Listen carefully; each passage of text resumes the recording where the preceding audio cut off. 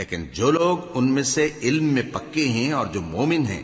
وہ اس کتاب پر جو تم پر نازل ہوئی اور جو کتابیں تم سے پہلے نازل ہوئیں سب پر ایمان رکھتے ہیں اور نماز پڑھتے ہیں اور زکوٰۃ دیتے ہیں اور اللہ اور روز آخر کو مانتے ہیں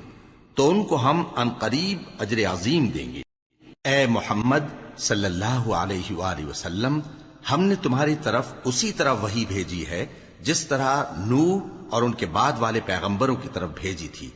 اور ابراہیم اور اسماعیل اور اسحاق اور یعقوب اور اولاد یعقوب اور عیسیٰ اور ایوب اور یونس اور ہارون اور سلیمان کی طرف بھی ہم نے وحی بھیجی تھی،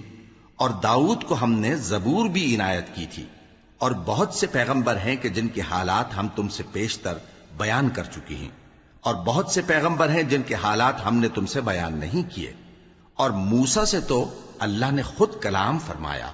سب پیغمبروں کو اللہ نے خوشخبری سنانے والے اور ڈرانے والے بنا کر بھیجا تھا تاکہ پیغمبروں کے آنے کے بعد لوگوں کو اللہ کے خلاف کوئی حجت نہ ملے،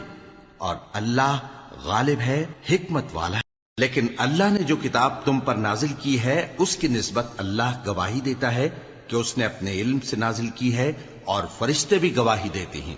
اور گواہ تو اللہ ہی کافی ہے۔ جن لوگوں نے کفر کیا اور لوگوں کو اللہ کے رستے سے روکا وہ رستے سے بھٹک کر دور جا پڑے۔ جو لوگ کافر ہوئے اور ظلم کرتے رہے اللہ ان کو بخشنے والا نہیں اور نہ انہیں رستہ ہی دکھائے گا،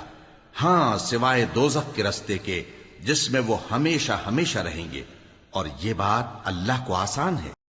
لوگوں، یہ پیغمبر تمہارے پاس تمہارے پروردگار کی طرف سے حق بات لے کر آئے ہیں، تو ان پر ایمان لاؤ، یہی تمہارے حق میں بہتر ہے، اور اگر کفر کرو گے تو جان رکھو کہ جو کچھ آسمانوں اور زمین میں ہے سب اللہ ہی کا ہے، اور اللہ سب کچھ جاننے والا ہے، حکمت والا ہے۔ اے اہل کتاب، اپنے دین کی بات میں حد سے نہ بڑھو، اور اللہ کے بارے میں حق کے سوا کچھ نہ کہو۔ مسیح یعنی مریم کے بیٹے عیسیٰ بس اللہ کے رسول ہی تھے، اور اس کا خاص حکم تھے جو اس نے مریم کی طرف بھیجا تھا، اور اس کی طرف سے ایک روح تھے، تو اللہ اور اس کے رسولوں پر ایمان لاؤ، اور یہ نہ کہو کہ خدا تین ہیں، اس اعتقاد سے باز آؤ کہ ایسا کرنا تمہارے حق میں بہتر ہے۔ اللہ ہی معبود واحد ہے اور اس سے پاک ہے کہ اس کی اولاد ہو۔ جو کچھ آسمانوں میں اور جو کچھ زمین میں ہے سب اسی کا ہے، اور اللہ ہی کارساز کافی ہے۔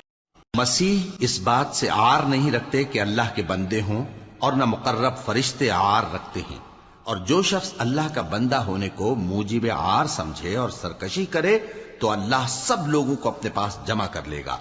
اب جو لوگ ایمان لائے اور نیک کام کرتے رہے وہ ان کو ان کا پورا پورا بدلہ دے گا، اور اپنے فضل سے کچھ زیادہ بھی عنایت کرے گا، اور جنہوں نے بندہ ہونے سے عار و انکار اور تکبر کیا تو ان کو وہ تکلیف دینے والا عذاب دے گا،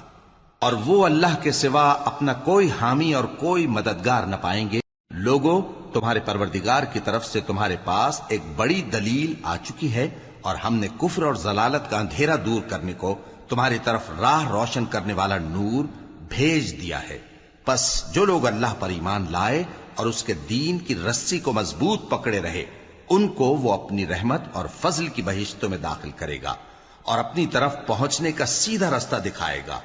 اے پیغمبر، لوگ تم سے کلالہ کے بارے میں حکم دریافت کرتے ہیں، کہہ دو کہ اللہ کلالہ کے بارے میں یہ حکم دیتا ہے کہ اگر کوئی ایسا مرد مر جائے جس کے اولاد نہ ہو اور نہ ماں باپ اور اس کی ایک بہن ہو تو اس کو بھائی کے ترکے میں سے آدھا حصہ ملے گا، اور اگر بہن مر جائے اور اس کے اولاد نہ ہو تو اس کے تمام مال کا وارث بھائی ہوگا، اور اگر مرنے والے بھائی کی دو بہنیں ہوں تو دونوں کو بھائی کے ترکے میں سے 2/3، اور اگر بھائی اور بہن یعنی مرد اور عورتیں ملے جلے وارث ہوں تو مرد کا حصہ 2 عورتوں کے حصے کے برابر ہے۔ یہ احکام اللہ تم سے اس لیے بیان فرماتا ہے کہ بھٹکتے نہ پھرو، اور اللہ ہر چیز سے خوب واقف ہے۔